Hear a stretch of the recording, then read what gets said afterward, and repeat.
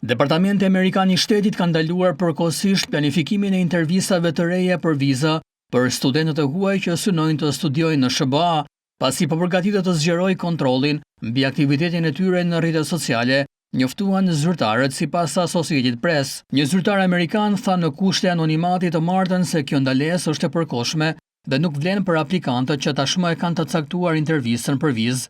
Në një kablogram të nënshkruar nga sekretari amerikan I Shtetit Marco Rubio, dhe që është siguruar nga Associated Press, thuhet se Departamenti Amerikan I Shtetit do të lëshojë udhëzime për kontrollin e zgjeruar të rrjeteve sociale, me efekt të menjëhershëm në kuadër të përgatitjeve për zgjerimin e kontrollit të detyrueshëm të rrjeteve sociale. Seksionet konsullore nuk duhet të shtojnë kapacitete shtesë për takime për viza për studentët derisa të lëshohen udhëzimet e reja, thuhet në kablogram. E pyetur për këtë ndalesë gjatë një konference për mediat, zëdhënësja e Departamentit Amerikan të Shtetit Tammy Bruce deklaroi se SBA përdor të gjitha mjetet e mundshme për t'i verifikuar aplikantët për viza.